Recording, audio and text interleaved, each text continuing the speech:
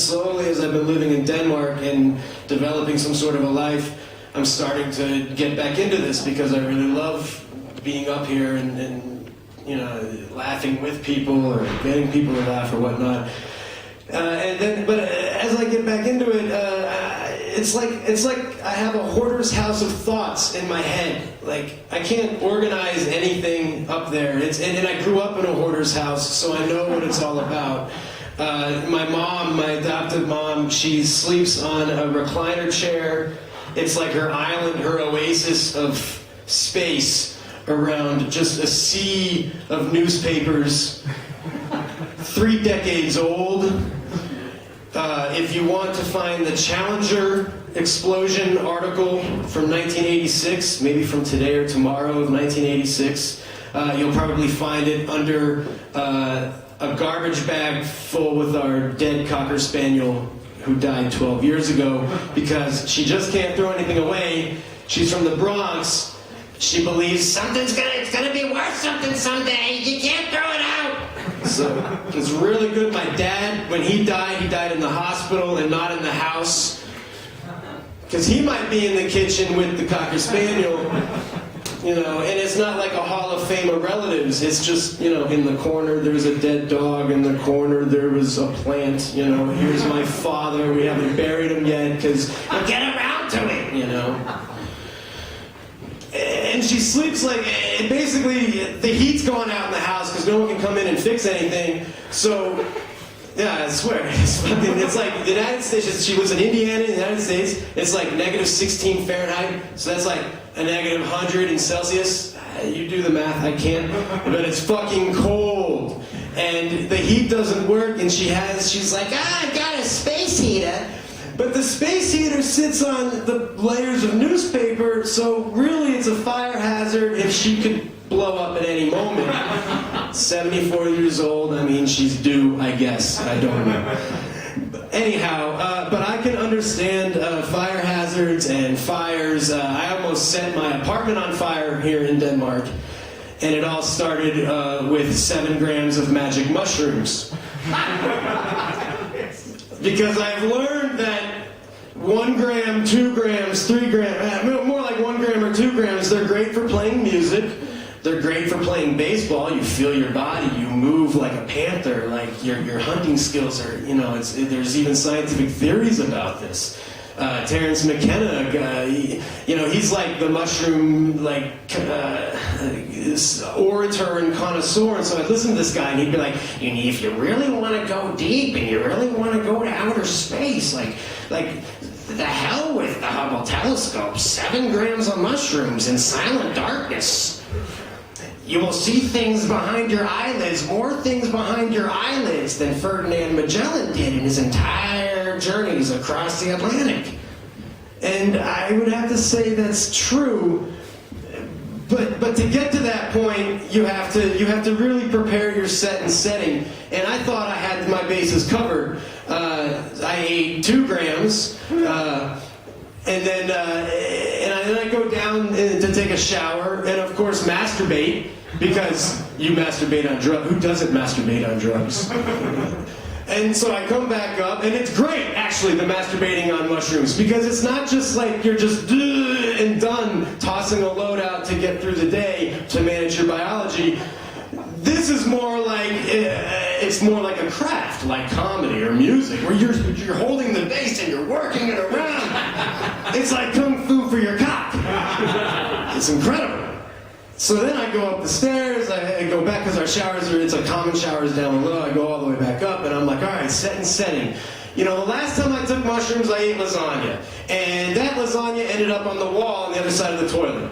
So I'm not going to eat lasagna today. What I'm going to have is bland food, like cucumbers, agurk for the Danes, and rice, plain rice, and then a glass of water. But I'm already on 2 grams of mushrooms. I start making the rice. I'm like, fuck it. And I'm measuring it out. Like, I'm really trying to, you know, be a scientist about this, you know, an uneducated scientist about this. And so I got the 2 grams in me. I'm starting the rice, and then I pop in another 3 grams. And things are starting to, my head is starting to get a little, it's like pressurized and tight, and my balance is like, I'll be all right. I got 18 minutes. This shit takes like an hour to kick in. And so I got the water's boiling, and I'm like, why don't I just take these 2 extra grams, and then I'm done with it. So if the police come, it's just a weird guy. Because you start to get paranoid, of course, on drugs. And so I figured, what the hell? I'll just eat these 2 grams and just nail it home and make sure that I'm gonna go where I want to go, which is really where I don't know where I'm going because I've never been there before, but from what other people say, it's pretty cool. So it's kind of like indirect peer pressure from a podcast from like 1989. I call it inspiration. My wife calls it peer pressure. Whatever. Anyhow, so I got the 18 minutes. I take the last 2 grams. I got 7 grams of mushrooms in me, and it's almost like my body knew to receive it and turn some things on. Because all of a sudden, it's really just wanting to pull me. And on less grams of mushrooms, you have energy. You want to run around. You want to go into nature. Heavy grams of mushrooms, you don't want to go anywhere. I mean, I sent my wife and kids away up to northern part of Shellen because they're not going to want to see me on 7 grams. I won't be able to help with the 7 grams. The children will be wanting food, and I'll just be like, throwing air at them. Here, eat this. So anyway, and I told everybody, all my friends, like, I'm not going to be home, because you don't want to answer your door. You don't want to hear a when you're on 7 grams of mushrooms. It could be anything. It could be a rhinoceros. It could be your grandmother who's been, who lives in Florida and has been in a coma. It could be anything. So you tell her, I'm not home, I'm not going anywhere, but I'm standing there with the rice cooking and the mushrooms starting to pull me down, and I'm looking at the clock, and it's like 18, and it's really starting to move slower and slower, and I'm like, all right, I'm just gonna chill, I'm just gonna relax, I'm just gonna lay down a little bit, and wait for the 18 minutes to pass, and then I lay down, and I'm like laying here, and I'm just chilling out, and I can feel the trip really starting to take hold, and it's kind of like you gotta open your eyes. You gotta open your eyes to get air. And then that mushroom just kind of grabs you by the back of your head and just pulls you back in. And if you really let this happen with 7 grams of mushrooms, you're gonna lay here for 7 hours. And you don't wanna lay here for 7 hours when you have rice cooking on the stove, probably a high fucking flame. I mean, I'm just destined for fucking failure, so I would just like, no, I can't go to sleep, I can't lay down, I can't. And I'd look up, and it seemed like an eternity, but I'd look up, and it would just be 3 minutes on the timer. It's like, oh my God, I got like fucking 15 minutes? 15 minutes, all right, I'm just gonna chill out again. Just gonna lay right here and chill out again. But then it's like that mushroom really is just sucking your head down into the floor. And like you're pulling yourself up, and it's just drawing you back down, and you're fighting with this, and it seems really like, it's been a month, and again, it's only been a minute? A minute? Like, you gotta be fucking kidding me. Like, how am I gonna do this? Like, Jesus, all I wanna do is lay down, and it's just constantly back and forth of like standing up and laying down, and it's like ADD times 60. So finally, I finally make it. I get to the finish line. I'm like, oh sweet, and the rice is good, and I just pour a bowl, and I got that gourd already, the cucumber already cut, and the glass of water, and I go into my bed, and I lay down, and finally I just lay down, and then as I lay down, it's just like the mushroom just pulls me in. It's like, Kevin, welcome. We're going to put you into position and send you into the universe. And it just shoots me and fucking pulls me, and I see like grids of pixie-colored spider webs and giant. Have you seen the Dark Crystal? giant spiders flittering and clattering and with their pixies and it's almost, but they're not attacking. So I'm like, oh, finally, I've met my spirit animal. And then I go deeper and deeper and through, and then I get to this fence. And it's this red, and it looks kind of like one of those porno pictures from the 70s, just bush. From like eternity to eternity, just bush. Just like an electric fence of bush. And I'm starting to get annoyed because I'm like, you know, I've made all these preparations, I've done all this, I almost burned my house down, but I'm at this point, and now I'm at this fence of bush. Is this all what I'm about? Like, am I really just this empty scumbag? I mean, bush is great, but I thought I was deeper than just caring about pussy and bush. And it's cool that it vibrates and it's electric and it's like, ooh, like Carl Sagan's wife's bush, but just bush. And I'm just, and McKenna says that, you know, you gotta talk to the mushroom. You gotta say, oh, I want you to show me more. Like, can you act like DMT? Can you act like ketamine? Can you act like this? Can you just talk with the mushroom? Be friends with the mushroom. Show me more. But I was fucking agitated, so I wasn't being polite. So I'm like, mushroom, cunt, mushroom, show me more. Show me more. Motherfucker, show me more. This is bullshit. I fucking do all this shit, all this preparation. I spend all this time. Show me more. And the mushroom's like, you want to see more? Yeah, I want to see more. Enlighten me. Show me nirvana. And the bush just, like, there, just spreads open.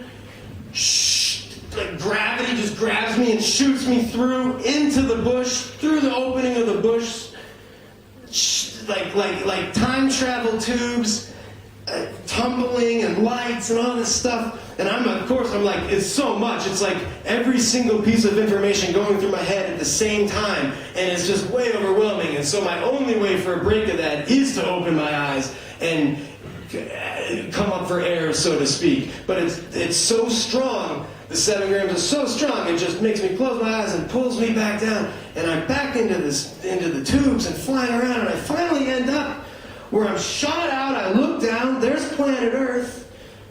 It's just like an umbilical cord, my consciousness, umbilical cord, and Earth.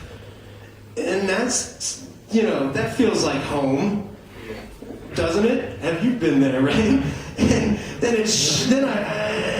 right as I get comfortable, it shoots me back down through Earth, and I'm in like I'm in antiquity, like ancient Egypt, and these giant, I'm like standing there as a little boy holding hands with what looks like my mother, or felt like my mother, and these giant tanks, they're like alien battle tanks, through ancient Cairo with beautiful jewels and crystals, but these tanks, again, are organic alien tanks with that spider theme, like these giant tarantulas in the back and driving these things with like predator heads and Medusa snakes flipping and flying around, and everybody's like, yay, the army parade, the army, and I'm just like, what the fuck is this army doing? Like, is this Earth? Where am I?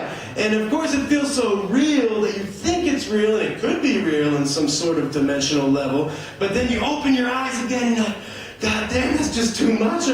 I took too much, I'm gonna die from this. When is it gonna stop? And I know, like, when my wife once took mushrooms, she took like 3 grams with us the whole time. She's like, when is it gonna stop? Oh, nothing's real, and taking swings at us and pulling necklaces and throwing plates because nothing was real to her. And this felt so real, so way too much fucking real. Really, way too, and I was begging it for it to stop.